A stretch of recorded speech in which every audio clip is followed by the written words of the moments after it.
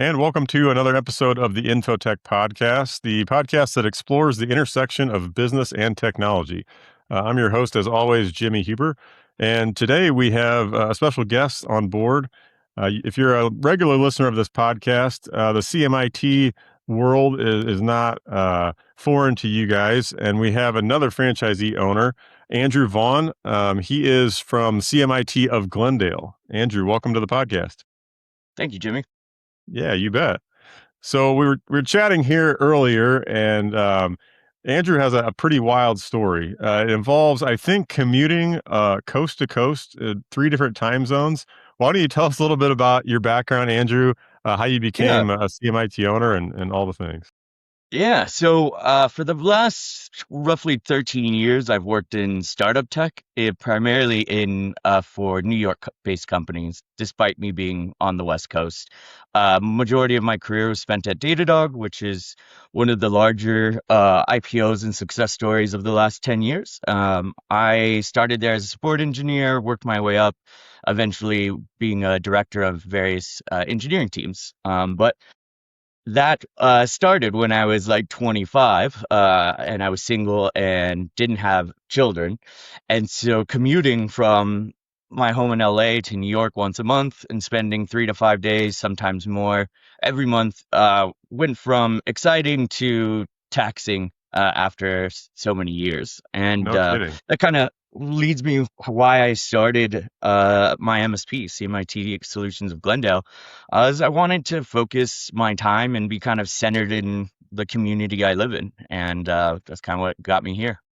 Yeah, no, that's really cool. I think, yeah, when you start having a family and kids get involved, your priorities and it definitely changes, right? What's fun before definitely isn't the same. So that's pretty cool. So you are, operating in the LA area, so your market is pretty large, right?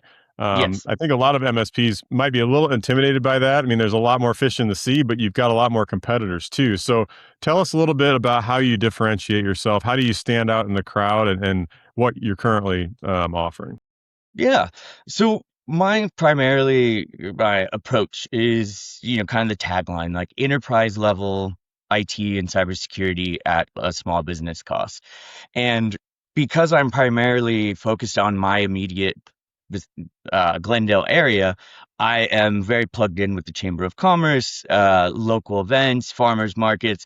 And what sets me apart is that I am the face of the brand, but also am in their office, and checking in with them. I do their QBRs. I'm there for their setups, and so I try to make myself as fully involved as possible, where it all the way down to like even the technical requests. Yes, I have a established team that supports me.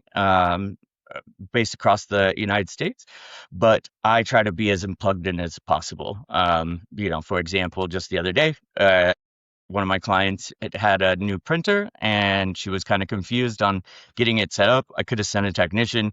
It was only a couple miles away, so I just went and did it myself. And I know that she really appreciated that. Yeah, that's really cool. So not a lot of customers, I think, can interact directly with the owner, right? I mean, that's a pretty big deal. It may not be, scalable forever, but while you're at a smaller size, I think that's huge. So you're basically the face of the company, and you're not immune from doing pretty much any of the work. I mean, I think your employees would appreciate that, right? Like you're not opposed to getting your rolling up your sleeves and doing things, even if it's on site. I mean, that was kind of my motto when I was director of engineering at the various roles, is I would never ask somebody to do something that I hadn't done myself or I wouldn't be willing to do. And I think that when you carry that mentality, it really inspires your staff to believe in you and believe in the mission. Yeah, 100%. I mean, I can remember Infotech's early days. I mean, when there was, three of us, three nerds in a box, is what I like to call it. I mean, Yeah. we were all doing a little bit of everything, right? And yeah, I think our customers are pretty loyal because they knew us, personally. And if you're willing to put yourself out there, I mean, sometimes I think people like to hide behind tickets and just be, behind the scenes.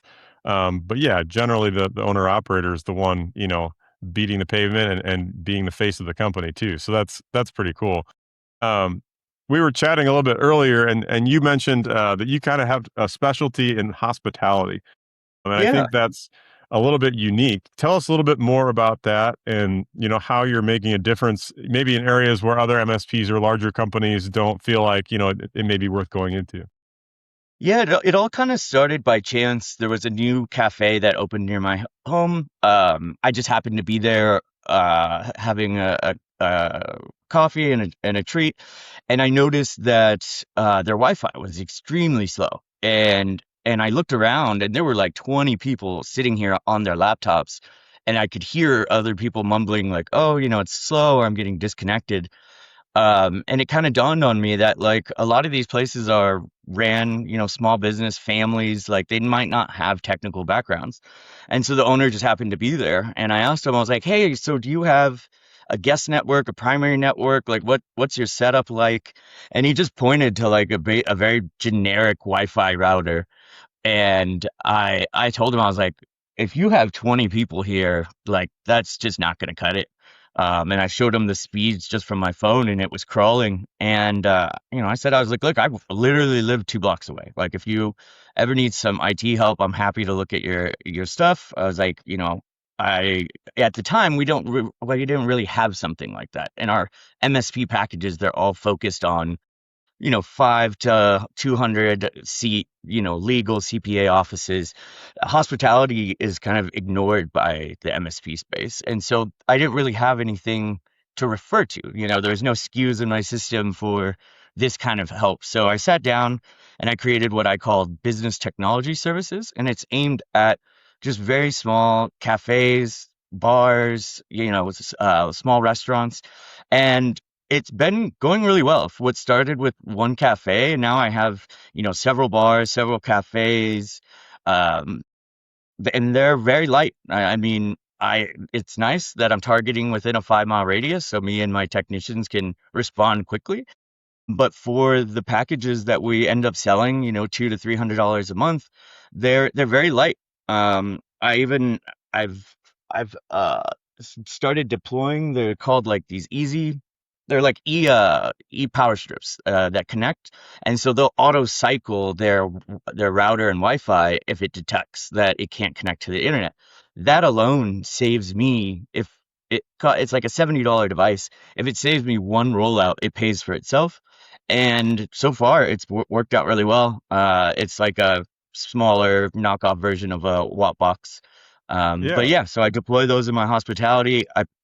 I bill that as part of their setup fee, and it saved me and the technicians quite a bit of time. And these people who are typically ignored by uh, any kind of IT provider, they feel supported now, and they actually feel like I have a phone number that people mainly just text, and it's like a support portal, and they really appreciate it. That they'll be like, "Hey, my POS system's slow. Like, what can you try?" And then if I have to, I'll remote in, or if not, I'll just walk or drive right over there and take a look. Yeah, that's really cool because you're bringing enterprise level skill set down to the micro level because, yeah, they still need it. I mean, those point of sales, those networks are critical to their business. And my guess is most of these customers are mom and pop places where they don't have internal IT. I mean, there's maybe just a handful of employees, but yeah, I mean, if I'm in a coffee house or, grabbing a donut and I sit down, I'm kind of expecting these days for there to be at least some Wi-Fi and something that's worthwhile. So, yeah, I would think that those pieces would also directly affect their customer satisfaction too. Um, so yeah, that's pretty cool. It's kind of the same way. Like I got another natural account was at a bar that I watch. I was watching World Cup games. At just happened to be like, hey, I was looking at the corner of like where the manager has his setup, and I was like, hey, I noticed like you have all these cameras. I was like, but half of them are either lagging or not connected. And he was like, "Yeah, we've been having issues with it." He's like, "It's just not a priority." And it was just one of those natural things. Where I was like, "Well, surprise, surprise! I live down the street and I do exactly this type of work." And me and my technician just happened to be there watching the USA game, and we just like looked around, went upstairs, checked some of the stuff. Some of the wiring was messed up. Left him a business card, and the owner called me the next morning and was like, "Hey, I looked at your information. Like, that's definitely something we need. How do we get set up?" And from an account I had no knowledge of, within 2 days, I had a signed contract of a monthly, monthly IT services. That's wild. So you're basically doing site survey, sales and marketing, all while just being in your community. I mean, a lot of people, I think, they struggle with that, right? Whether they're shy or they don't know how to articulate themselves, but you're willing to put yourself out there, which I think is cool. And it's interesting too that these business owners they know they have the problems. They're not maybe they just don't think that your solution exists. I mean, because you would think they would reach out or try to figure that out and not just wallow until they happen to meet you. So like, are you getting referrals from these people? Because I'm sure they know people that Yeah. are in the same boat. Yeah. I mean, How? Yeah, go ahead. this really started. I mean, this is only like 2.5 months old. And what Wow, started it's with brand that new. cafe, where I Yeah. think we have nine clients signed up for this BTR Okay. package, Yeah. and it's grown, uh, like you said, a lot of it's just natural. I'm happen to be in these places in my community already, and maybe it's the sales or marketer in me, but I'm always kind of like looking at my surroundings, seeing what opportunities there could be. And like you said, I think a lot of people they accept that, oh, our Wi-Fi just sucks, or our systems are just slow because they aren't a large law firm office who has $5,000 a month budget for IT, and they think they really only respond like when something is truly broken, like, and they just go on Google and type in you know IT repair company. So Right. Right. Well, and I think most people still want local. I know there's a lot of franchises and other larger players that are nationwide or what have you. yeah. But I know at least for us too, we're in Central Illinois, and we're trying to still focus on our backyard, right? Whether it's still in the Midwest, we want to have somebody within driving distance to go on site and continue to kind of build those relationships. So it sounds like Yeah, that's important to 100%. you too. Yeah, and like I said, I mean, it was a big reason to start this was to be in my community doing something, local. And, a lot of these businesses, some of them are my neighbors and people I interact with at the Chamber of Commerce and see on the weekends at farmers markets.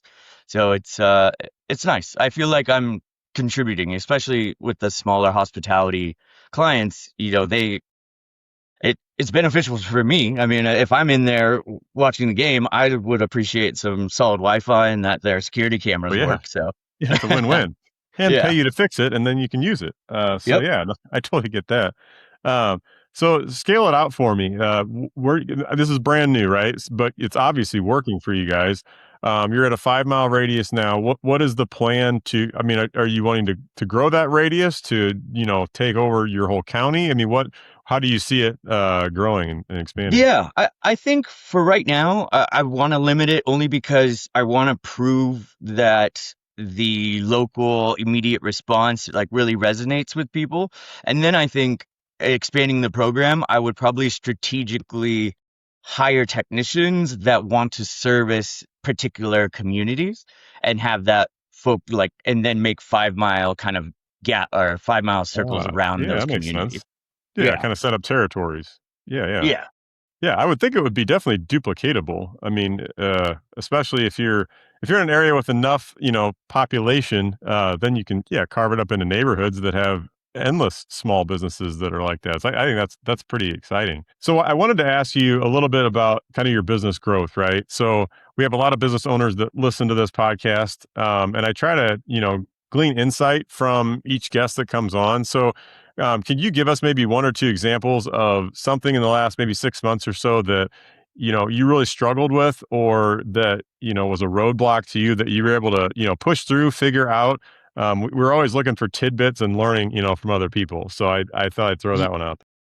Yeah, I mean, I think unless you had a career as an SDR, I think everyone as a business owner will struggle with cold calling. It's Sure. part of the nature of selling. I personally don't like being cold called, and I have struggled to bother other people doing it. And it's really something that I just had to overcome in fear of like it really is just a yes, no, maybe. And you're making the dials. If it doesn't resonate or they hang up, you just go down your list. I mean, just in my region alone, there's 2,300 eligible businesses that match my Wow. MSP Yeah, your focus, the ICP. five, Sure. the 5 to Mhm. 200 seat kind of thing. And so, that was very daunting. I'm like, oh, well, how am I going to do this? But once I started trying to connect with these people and they're like, oh, we already have somebody, or we're locked in for 6 months. And it's just checking the boxes. But I really, I feel like I wasted maybe a good chunk, 2, 3 months of setting this business up, of just avoiding the cold hard truth that I did need to make these phone calls. I did need to, try to connect with people. Yeah, I think that's something that each owner has to come to terms with is that ultimately you are responsible for sales. You may not Yeah, have to do every possible activity in sales, but you are responsible for making money and getting customers in the door. And I think we're all kind of on our own journey with, I know that, I mean, I did cold calls for a whole summer, hated it, right? Like we had to grow out of that as fast as possible, but you're it. If you're not doing it, it's probably not getting done. And it's some mental gymnastics, right? Like, I don't think any of us likes getting a cold call, but I will say, in my experience, if I do get one now, I'm a little bit more open to just hearing him out, even if it's a no, because I've been in that boat, right? Like exactly. I know what he's going through. Yeah, I um, even I even take more demos than I like. Even if yeah, I have no interest, like mhm, I'll watch a demo. I'll give you 30, 40 minutes of my time, yeah, At yeah, least, you got through the hard part of getting through to one of my three cell phones, so, yeah, I might as well reward you at some point. But you're yeah, right. I am very much more empathetic now that I have to do that. And I think one other lesson is that I I think I benefited more, I consider myself a people person. I actually have generated, like, the BTR package. I've generated more leads of just going places and introducing myself in person. That's been a much higher ROI than cold calling. yeah, I'm not at the point where I'm going door to door knocking, but I'll go, there's like a small little, it's called Montrose, and it's like a small little part of my territory, but it's a high concentration of family-owned businesses and offices. And so, if I'm there at the farmers market on a Sunday, maybe I'll just walk and connect with a few business owners, drop some cards, and that's been much more fruitful than anything else. yeah. I couldn't agree more. I mean, we've made a concerted effort to join as many chambers as we can in our territories and to get out and get events done because I think in the world of AI, things are becoming so much the trust, the whatever trust we had is being eroded very quickly. People don't believe anything they see, so I got to believe that face to face human interaction is only going to be more desired, as we continue to go down that path. Um, what I mean, are you guys going to any trade events or what kind of events are you doing? I haven't been to any trade events. There was a small business summit for Glendale that was last month or the month before. So we did a small sponsorship there. Mainly it was me and the team on site, just meeting a lot of the business owners, going to the mixers. I belong to two chambers that span my territory, and so I'm almost 100%. I'm in both their Nice. monthly mixers they do that are Mhm. hosted by local businesses. We Yeah. hosted our ribbon cutting ceremony with the chamber and had a big event there. That's what we considered was our like hard launch of the business. And that really, we spent more than other businesses had done, but it really landed with community, and that I feel like got our brand out there the best. It was money Yeah. well spent. Yeah, I definitely agree with that. I think, ultimately marketing and sales is about relationships, right? And the more people that know you and you're willing to interact with without trying to sell them something, I think that pays off long term. Like you said, even way better. Everyone's got to do the cold calling, and that's a huge part of it. But those relationships and kind of what we call a COI, right? Center of influence, other Yeah. business owners that are out there, I think you can't go wrong, for sure.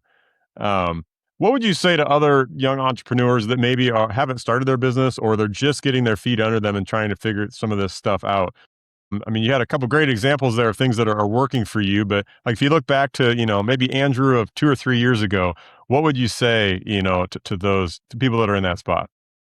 I think, any entrepreneur, business owner, you're going to go into something very excited, high energy. And I think the one thing that I think a lot of us could learn is that a lot of this takes patience and takes time. I mean, even myself, I consider myself an intelligent guy. And I told myself, I was like, this is going to be a breeze. By month 3, I'm going to have a portfolio of companies, and this is all going to just work out. And that once reality set in, that like it's not that easy. Just initial sales cycles of meeting some of these companies and waiting, to get a full meeting, and then their vendor contract to expire, and all these different variables. I think patience is something all of us could, appreciate, I guess, that if you're going to start something, mentally commit to yourself that it will take time, and it's not something that will just happen overnight. Yeah, I agree with that. It's almost like we don't know where the goalpost is in, the entrepreneur's journey. And you could be on the 1 yard line. Just keep going. That sale could be tomorrow or whatnot. And I think a lot of times people they give up too early.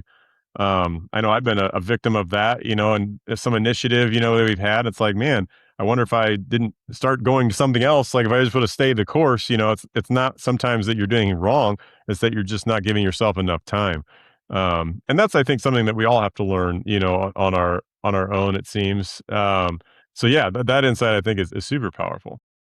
Yeah, even my own, CY, like my circle of friends and family, they they weren't surprised that I'm having so much success with these smaller accounts, because it blends off my personality that I just connect with people. I'm always in the community. I like to be out and about, and a lot of them felt like, maybe the large law firms and medical offices will take more time, but like I said, you start stacking up these small accounts. 10 $300 accounts is a full accounting office, yeah, Right. MSP contract. So, Yeah. I'm not too proud to take on some of these smaller accounts that other people ignore. Yeah, I think that's commendable, and it's like you said, it's about the bottom line. If it's, a $300 contract, but it's, $50 a month is your cost on it, it doesn't matter. I mean, you could have a $10 million, business that makes, 5% net profit, and well, what's the point, So, yeah, focusing on the bottom line, I think is killer. And when people get out of that mindset that I just have to grow and any revenue is good, um, I I would rather do it your way. If you're Yeah, profitable, man, go get it, especially when there's not that much barrier to entry if no one else is doing it in your area. I think that's a yeah. gold mine. Yeah, I mean, just for metrics, if I look across my 9 BTR accounts, we had one request, and it was that printer one that Mhm. took me, I don't Yeah, know, 15 minutes. So like if yeah, I had to that's calculate my legit. cost across that portfolio, whatever 15 minutes of my time I'd value Yeah. at. Yeah, well, I mean, the smaller accounts are less complex, right? I mean, Hmm. you've got, their network has to be up and maybe 2 or 3 computers, for their point of sale system or whatever ERP they're using, and that's about it. So it does lower that risk. And yeah, you could probably have other MSPs that go in there and they have a minimum, of 1,500 or 2 grand a month, and they won't touch it for that. Well, it's not really worth it for a small business. The business owner is going to take the risk versus pay something like that. So you've not only identified a niche, but you've been able to develop an offering that kind of meets them where they're at and makes a win-win. So that's really cool. Yeah, one of a restaurant owner was talking to me, and he had said that one of the challenges that almost everybody's dealing with in the hospitality industry is that a lot of these streaming, pay-per-view things are moving to apps, not being offered through like the local spectrum. So you have to sign up for an online app and stream it. Oh And yeah, so they're now using a lot and more. so now Yeah, you're yeah. putting a huge burden on your network. And so Hmm. now all these companies, they're like, okay, if I have 25 TVs, that's 25 devices streaming, whereas before it was one box being broadcast across the television. So Yeah. um, by him just mentioning that to me in passing, I was like, oh, that means a lot of these places with a lot of screens are going to need their networks analyzed or upgraded, have failovers. And so that's just something I'm going to continue to evolve, continue to have those conversations. And like you said, yeah, if it's something that, if a year or 2 years down the line, I look back and I'm like, oh, this ended up being a core of our business. I wouldn't be, I wouldn't be disappointed. But yeah, I mean, you're getting centers of influence. You're fixing a need for people, and everyone else then that goes into those places, I think, would eventually figure out, oh, this Wi-Fi sucked, and now all of a sudden it's awesome. Like, what happened? So I think that ripple effect would give you quite a bit there. Um, Andrew, what happens when you get to a certain point and you just don't know where to go? I mean, a lot of times, we hit these plateaus. It sounds like you haven't hit one yet. You're still cranking, but how do you see yourself breaking through when you get to the point where things just kind of don't work like they used to? Whether you've got more clients, you've got more territory. There's these ebb and flows that I think a lot of business owners go through. Have you seen that in your franchise yet? It sounds like you're cranking with the hospitality model. But I'd just be curious, what your advice would be for those that kind of hit those limits.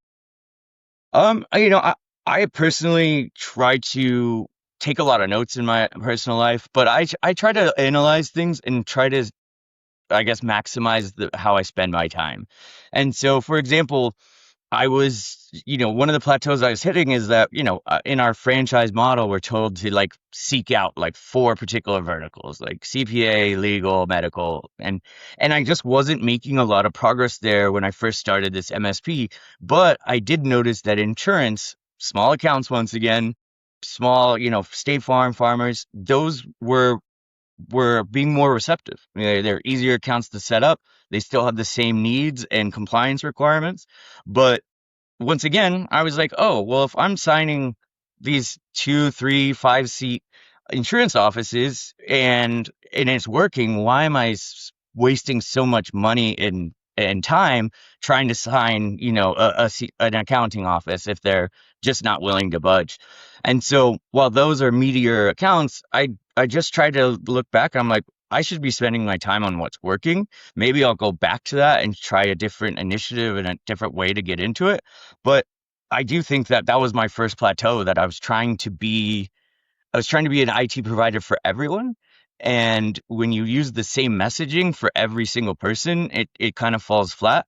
And so when Yeah. I found something that worked in a particular industry, that's kind of my focus right now. Aside from hospitality, insurance is kind of like my big, big focus and a big chunk of my portfolio. I mean, just within the 10-mile radius of my house from State Farm and Farmers, there's 103 agents just in 10 miles. Wow. And Yeah. so if let's say I signed 70% of them, that's a whole portfolio in itself. And I mean, if I stayed this size, I would not need to sign any other customers. So, Yeah. Yeah. That's legit. Yeah. I love that, you have to make your business your own, right? Like there's all kinds of advice out there and talking heads that say, X, Y, and Z is the way to do it. But if it's not working for you and you found something else that is, you got to be willing to kind of go out there and make it your own. I think a lot of times we're afraid of doing that for, you don't want to look bad. You want to have all your ducks in a row, but ultimately it's, you got to kill what you eat, right? Like eat what you kill. You've got yeah. to bring it in. So, yeah, I love that. Uh, Yeah, I think we all want, when we start any business, like you're thinking, I want to build $1 million business kind of thing. And, obviously that's a lot easier if you're like, oh yeah, well, if I sign $25,000 accounts, I'm going to be much closer there. But like you said, at the end of the day, it's revenue. If you have to put it together 100 small accounts instead of 25 big accounts, it all ends up in the same place. And I think every business owner is going to find their own way, their own journey, and I think it's all exciting. I mean, I'm sure you appreciated the same thing. It's unlike any other job that you could have. Owning a business and building something for yourself, being your own boss, it's something that was new for me, and a new challenge, a new excitement every single day. Yeah, I couldn't agree more. It's not for everybody, but it does get you going, and there's never a lack of motivation, right? And hopefully, you can you can then mentor other people as you get further down the road. I know that I've had key mentors in my business career that definitely has gotten me where InfoTech is now, right? And I think we're all on the same team and working towards the same goals in business. So I've really enjoyed talking with you today, Andrew. I mean, you've got some really genuine insights that hopefully our audience, could pick up on. And yeah, I really appreciate your time today. If somebody does want to reach out to you, what's the best way to get in touch? Yeah, I mean, you can visit my website, cmitglendale.com, or you can connect with me. It's andrewvaughan.co. It's my personal branded website, which has all my contact information. And that's probably, yeah, the easiest one, Okay. andrewvaughan.co. Awesome. Well, we'll add that to the show notes too, so people can easily click on that and find you. And yeah, we'll have to have you back on maybe in 3 or 6 months to kind of see how the journey keeps progressing. I would love Because yeah, that. it's not like you're growing gangbusters and just getting started. So we really Yeah, appreciate thank your you, time. Jimmy. It was great talking You with you, bet. and I'm looking forward to being back. Yeah, you bet, man. We'll see you next time.